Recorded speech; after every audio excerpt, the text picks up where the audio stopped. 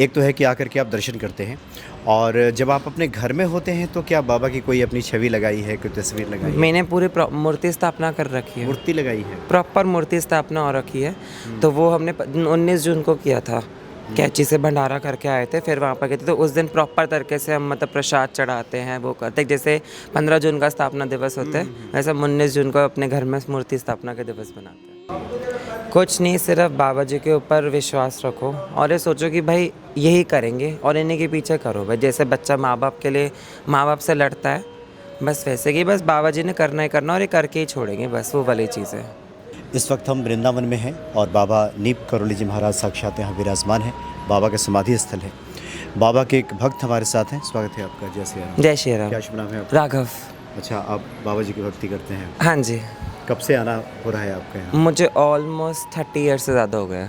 30 साल से आप यहाँ पे आ रहे हैं? हाँ जी। अभी कितनी उम्र होगी आपकी? 30+ ही हूँ मैं। अच्छा। मतलब जैसे पैदा हुआ तब से। अच्छा, जब से बचपन से आ रहे हैं? हाँ जी। माता पिता के साथ? मम्मा के साथ।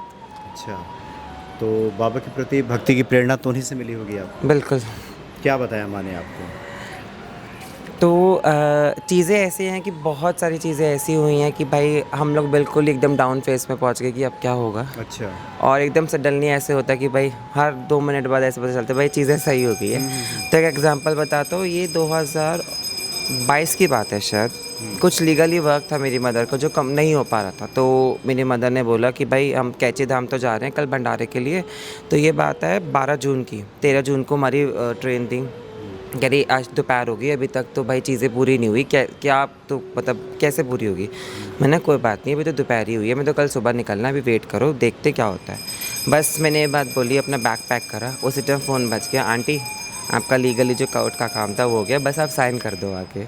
मैंने कहा ये लो, हो गया। आपने मुझे विश्वास के लिए बोला था, मैंने कहा ये देखो ये रहा। उसके बाद एक और बताता हूँ, अभी ये है 2025 की बात है। मेरी तबीयत बहुत ज़्यादा ख़राब हो गई थी और इतनी ज़्यादा हो गई थी कि डॉक्टर ने बोला हमारे को तो समझ जाना है कि क्या होगा। मैं कैची गया, मैंने बोला, मैंने कहा बाबा जी ये क्या कर रहे हो आप, सुनने में नहीं आ रहे हो। मैंने कहा आप नहीं सुन रहे हो ना, मैं भी नहीं सुनूंगा। अब कि आप जब मेरी नहीं सुन रहे, मैं तो बहुत ज़्यादा मशहूर हूँ कि भाई राघव जो बोलता है वो चीज़ें भाई बाबा जी सुनते हैं। ठीक है, मैं भी बैठा रहा। यही बोलने के बाद एक पूरे पानी के रूप में हनुमान जी आके सामने आके बैठ गए कि भाई तेरी हमने सुन ली है। और मुझे लड्डू का प्रसाद मिला और मैं बस ठीक हो गया। रात में मेरा 50% मैं ऑलमोस्ट रिकवर हो गया था, जो मैं दवाइयों से भी रिकवर नहीं हो रहा था। तो बहुत सारी मतलब ये चर्चा रहती है कि राघव जी जो कहते हैं बाबा सुन लेते हैं। मैं तो कहता हूँ, मतलब मैं तो लड़ जाता हूँ पूरा भाई कि आपने सुननी है भाई, जैसे बच्चे माँ बाप से लड़ते हैं वैसे। तो ये बाबा जी को प्रसन्न कैसे करते हैं आप, कैसे बनाते हैं आप उन्हें, कुछ कैसे भी इतना भरोसा कुछ विश्वास हो गया? विश्वास बस मेरे को ये है कि आप ये कह लो कि मतलब इतना वो हो चुकी है मंदिर के लिए बाबा जी की तरफ कि भाई मैं अपनी सिस्टर की शादी छोड़ के भी मेरे को कैची जाना था। मेरी टिकट्स हो गई थी, तो मैंने कहा मैं तो शादी भी नहीं जा रहा भाई, मैं कैची जा रहा हूँ क्योंकि मेरी टिकट्स हो चुकी है। मतलब एक चीज़ ऐसी होगी कि एक इंसान मेरे लिए बोले और एक भगवान है, तो मैं बिना सोचे भगवान की बात सुन लूँगा कि भाई हाँ ठीक है। मतलब आपकी पहली प्राथमिकता, फर्स्ट प्रायोरिटी बाबा है, बिल्कुल। उसके बाद संसार है। तो ये जो देखिए कई बार ये होता है, बाबा जी तो सबकी बिगड़ी बना देते हैं, हनुमान जी के साक्षात प्रतिमूर्ति हैं, संकट मोचन है। तो ये आपको कब एहसास हुआ कि हाँ हाँ ये तो बिगड़ी बनाने वाले बाबा हैं?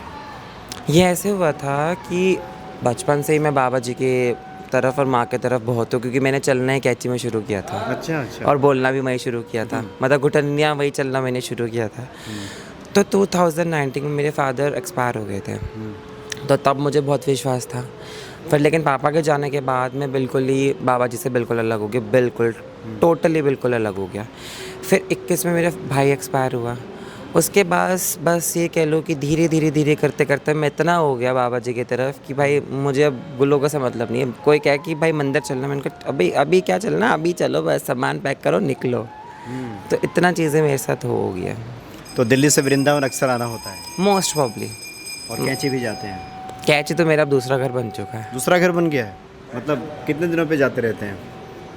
मेरा फिक्स होता है कि मई से जुलाई, मई से हम लोग जाना स्टार्ट कर देते हैं जनवरी तक। मई से जनवरी जितना मौका मिले उससे हम चले जाते हैं हम लोग। क्या करते हैं राघव जी, जॉब करते हैं? मेरा बिजनेस है अपना। बिजनेस है आपका?